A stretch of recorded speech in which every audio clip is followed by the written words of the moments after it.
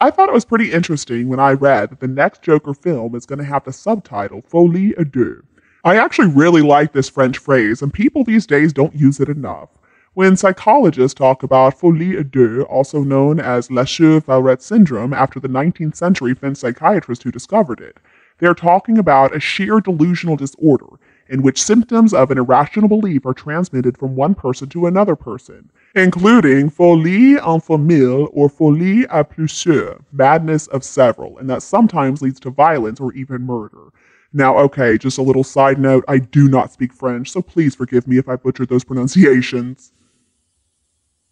But in popular culture, usually we're talking about a pair of lovers who act in a way that anybody outside their setup sees them as insane, folly of two, or madness shared by two.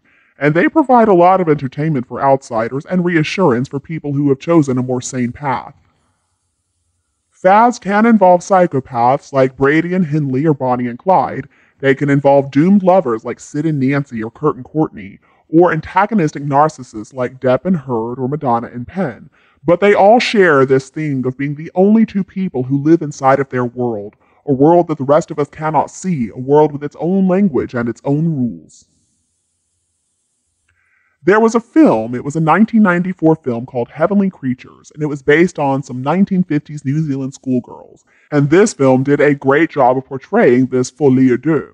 So the relationship between these two girls, it was a friendship, and it was really intense and really sick. And the culmination was when they murdered one of the girls' mothers because they thought that she was in the way of their relationship. Reginald Medlicott, a psychiatrist, did a whole study of the case called Paranoia of the Exalted Type in a Setting of Folie à deux, and he argued that the girls' shared fantasy world exacerbated the state of mind that led to the murder. He said each acted on the other as a resonator, increasing the pitch of their narcissism. When Heavenly Creatures was released, there was somebody who was about to start a folie à deux of their very own. There was a married woman who decided to get involved with a 25-year-old girl, and the Guardian's film critic Peter Bradshaw wrote about this relationship with somebody named Charlotte Raven. The affair was very possibly partly inspired by seeing Heavenly Creatures. I like to think that it was, in some gloriously liberated sense, an inspired act of criticism itself, a passionate, flesh and blood, real-life response to Jackson's film. Unfortunately, it seems like they do not make folie à deux like they used to. A king once even gave up the throne for an American divorcee and lived a life of shame, and now we see a prince who gives up thrice-weekly visits to a nightclub for an American divorcee and lives a life of blame. As far as I can tell, Meghan and Harry are probably the best example right now of this disorder, and their relationship is fascinating partially because of the comedy gold that we can mine in the chasm between what people involved believe they seem and how they seem to the rest of us. What is especially interesting, though, about Meghan and Harry's situation is that before they got together, both of them seemed to be okay. Sure, Meghan was probably never going to win herself an Oscar, and Harry was probably never going to earn a PhD, but anyway, it seemed like they were doing just fine. They were enjoying life, and they weren't bothering anybody. People always talk about soulmates, like soulmates are necessarily a good thing, but relationships like that can easily turn toxic. As individuals, Harry and Meghan seemed happy enough. Neither of them was very intelligent, but both of them were enjoying some pretty privileged lives that they didn't even have to work hard for. And then they found each other, and it was an attempted murder of the reputation of the royal family. The pair of them claim to be so interested in mental health issues, so I can't help but wonder if they really understand what kind of situation they are in, that both of them are suffering from paranoia and persecution complex, and that it might be best if they sought professional help. So how do fads end? Usually they don't end very well. Typically one of the partners in crime snaps out of it, as happened with Kanye West and Kim Kardashian, and they begin to understand that the antics of the other person are not really fascinating, but they're insane. The ironic thing is, the person still afflicted cannot believe that the escapee is in their right mind, and they will do all kinds of things just to try to get them back, which in the case of Kanye West included making a video of himself burying alive an animated version of his wife's boyfriend. That was some pretty disturbing stuff. When somebody is trying to escape, you'll often hear the phrase, a lucky escape. Now, occasionally, a fad will grow up into something nice, then the wayward pair will grow into a nice devoted couple, like Keith Richards and Patty Henson, for example, and also John Lydon and Nora Forster. Once upon a time, Angelina Jolie was drawn towards these type of relationships, but then she grew up.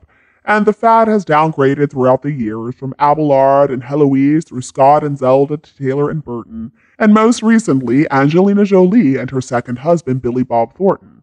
The actress Megan Fox and her rock star boyfriend, Machine Gun Kelly, are also some pretty good examples. So I think the progression of these relationships is a cautionary tale to any young lovers out there who want to take a walk on the wild side, once prone to comparing their relationship to being in love with a forest fire, and proudly sporting a big Stephen Webster engagement ring set on two actual bands of thorns, so if she tries to take it off, it hurts, love is pain. Ooh, anyway, now Fox is complaining that she wants to get to know Machine Gun for who he is, according to a friend. The fact that the couple has been together for about 2 years may be a big clue. It looks like this 2-year mark has replaced the 7-year itch, as the point where the previously cute little ways of one's other half make you feel like cleaving them into halves. Now, to some extent, many romantic relationships do start out as folie à deux, during which some kind of Valentine red haze descends and we insist on seeing an unremarkable individual as a creature from heaven. Is there any more insane idea that for all of us, on a planet of billions of people, there is only one person who's suitable, one soulmate? And it's pretty easy for a folie à deux to become an amour fou, and that way, literally, lies insanity. But like so many things, a folie à deux is painful to survive, but it's also a lot of fun to look back on. Who would really want so many memories in which love is always wrapped up warm and didn't swim after drinking? I know I wouldn't. In the words of Robert Browning, which was then borrowed by Dame Joan Collins for her memoir Past Imperfect, how sad and bad and mad it was, but then how it was sweet. And you, do you agree with the views in my video? Please tell me what you think below in the comments section.